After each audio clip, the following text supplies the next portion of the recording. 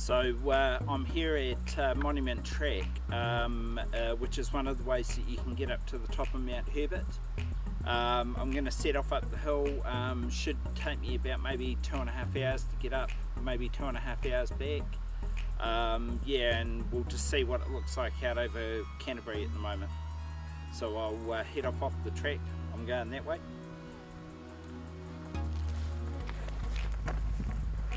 And so I'll be going up the track past the mountain there, and then Mt Herbert is just over there.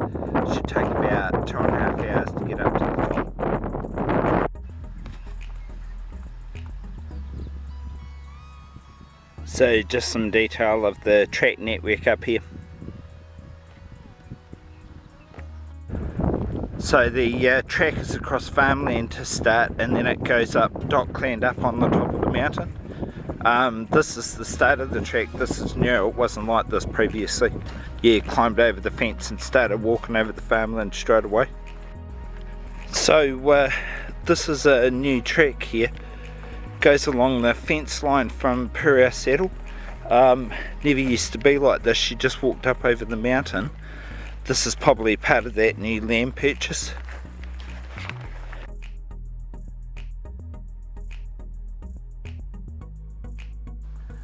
That's Port Levy down there. There's probably about maybe 40 people living in the place, and there's like a whole lot of holiday batches as well. So people come over from the weekend, but there's normally only half a dozen people, maybe 2 dozen people living there at the most.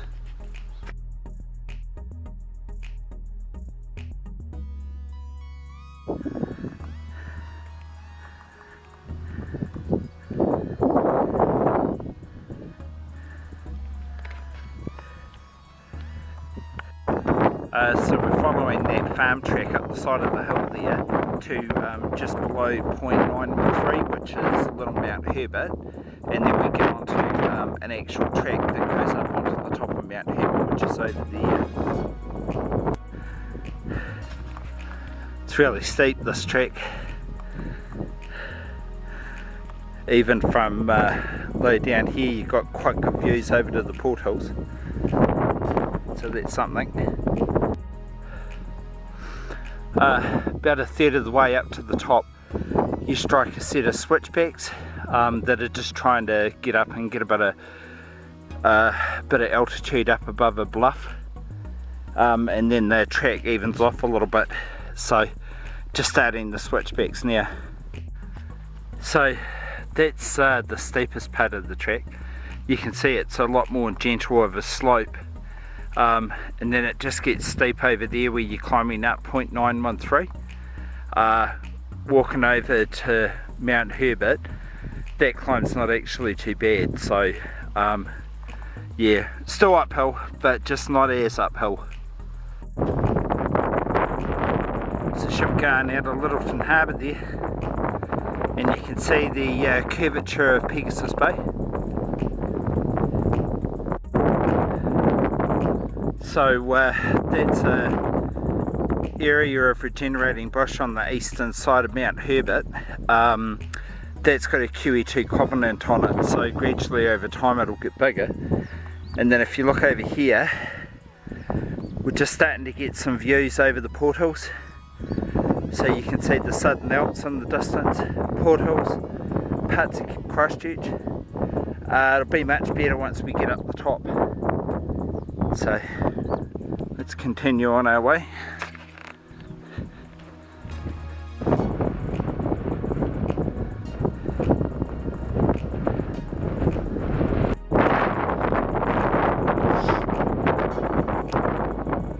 Slowly getting there.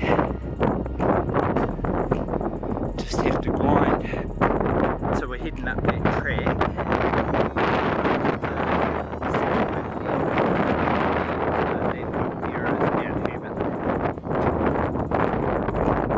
It's about an hour away. So that's the track junction with Pataka.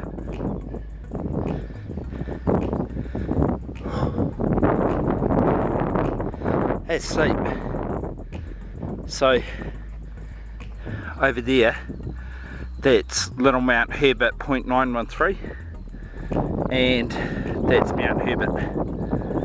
And so the top's where you can see that tower up on the top there. Someone walking up the track towards me.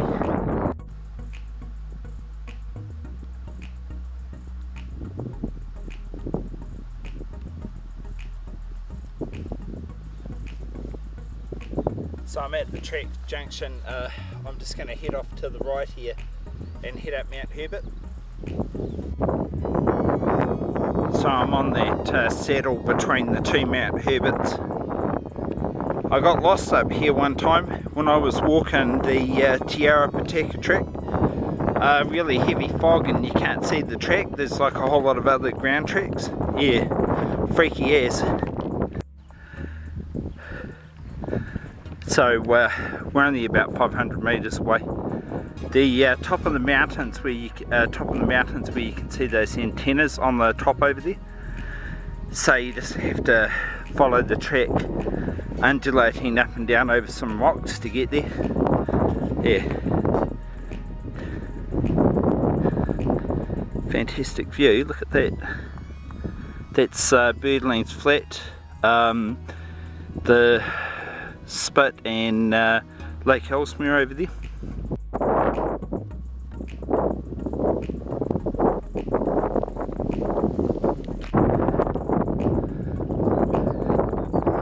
On top of the ridge,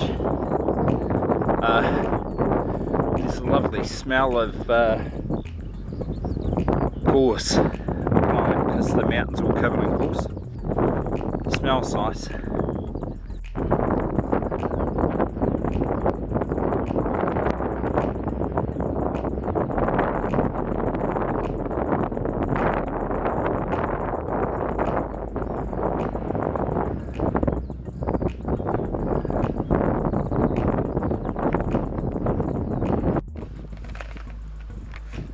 Sitting in the lee of the repeater tower.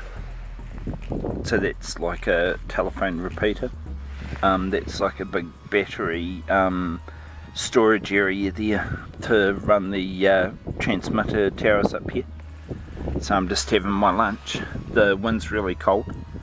You got to get out of the wind because otherwise you just freeze. So I've got some of those cheese and cracker and salami packs and water.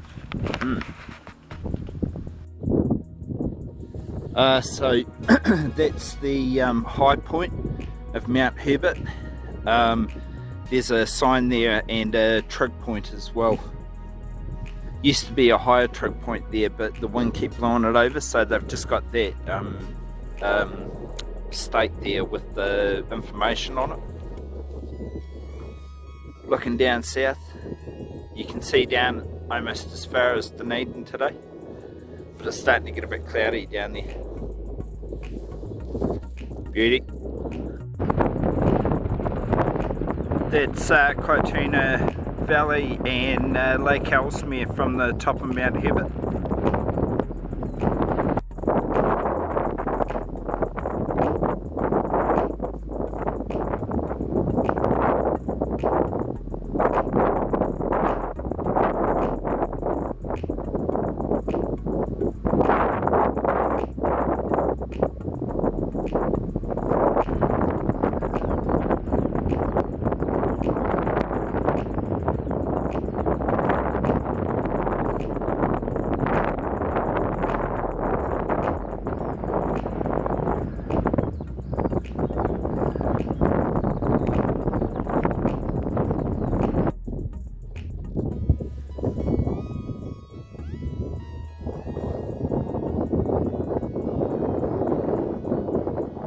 Canterbury Plains from the top of Mt Herbert. I'm just on my way down. Quite a nice day, but it's a bit cold up here. The wind's blowing quite hard.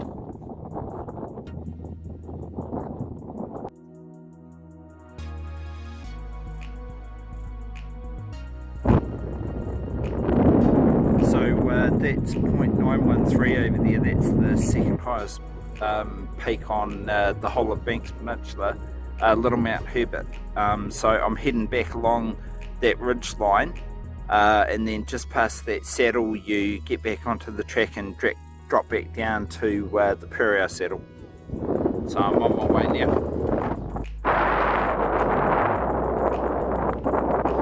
On my way back down to the car. I sat up on top of Mt Herbert for probably 20-25 minutes and had my lunch. I would have stayed there for a wee bit longer, but there's a few splats of rain hitting me. So when you're walking up to Mt Herbert, just to get over a few little hills. It's not too bad though. Just be aware. Then back on that flat ground there. Coming down off the mountain, there's a temptation to just kind of sidle around the side of the hills to get to the track over there, but you can't actually do that. You have to follow the track. Partially it's because it's farmland, but also there's a whole lot of bluffs and you can't really see them until you walk over the damn things, and they're all like 3 to 5 meters high, so you would get hurt. So you just have to follow the track. And eventually you make it to the saddle over there and then you're back on the track, so yeah.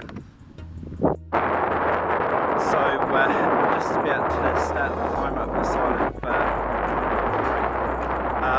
this is your most sustained uphill section. This is basically downhill all the way back to the car. Yeah, so head down, just start walking up there. So I'm at the track junction, just going to start walking down towards Purau Saddle once again. Yeah, I could go up 913, but I've been up there 5 times in the past, so I don't think I'll do it today. Right, let's get going.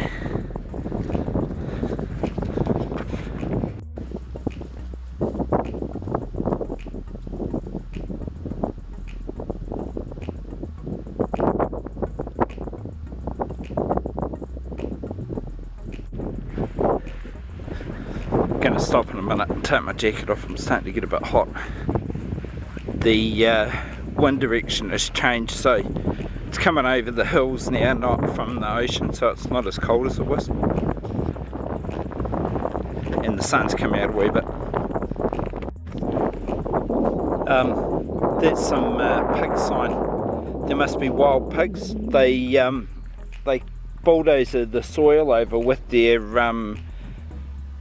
noses to look for grubs and shoots and stuff. It's got that. Looks like someone's taken the top layer of the soil off. Yeah.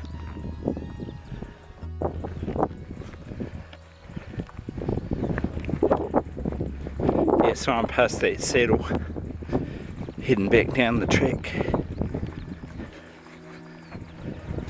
It's about maybe an hour and 20 minutes back to the car. About 3 k's.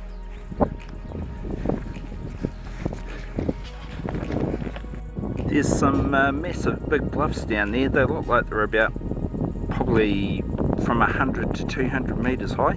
They're freaking high.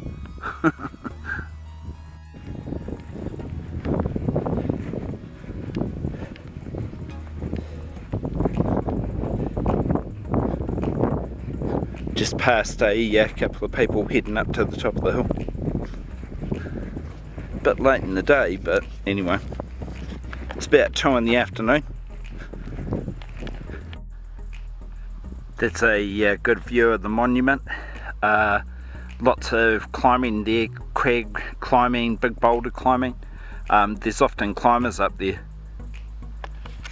There's a track up to the top on the far side of that little point. There's a monument hut down there. See if I can go over and have a look at it when I get down there. Used to be able to walk right past it, so we'll see. So this is Monument Shelter Hut. It was built in the early 1940s when they were looking at different ways, different tramping tracks across the portals, and this was going to be overnight accommodation. The Second World War started and it never really got used, and then after the war people had cars and trains, and they started going up to Arthur's Pass instead. So they built this hut, the YHA built it, but it never really got used. So the track used to go up and over the top of those hills back to the car park, but because the farmers built this new stock handling yard here, it's right on where the track is, and I think he's probably trying to stop people from walking across the field. This looks like a paper road here because it's that distance apart from the fence to the fence, so this is actually probably where there was supposed to be a road built at some stage, but they just never got around to building it. That was the road that was supposed to go all the way around the hills and then join up with Hilltop Gibby's Pass, but they just never built it. I'm just walking along the farm track back to the road. I mean, it comes out at the same pace. I don't know why the track isn't along the farm road. Stupid.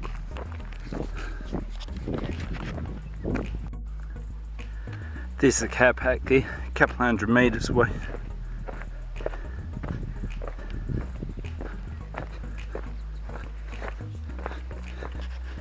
My legs are a bit sore.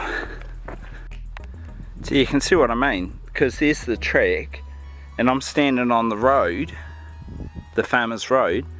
That's just stupid. Why doesn't the track go down the farmer's road? Anyway, not for me to question.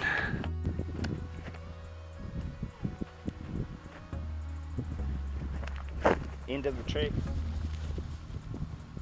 That's good.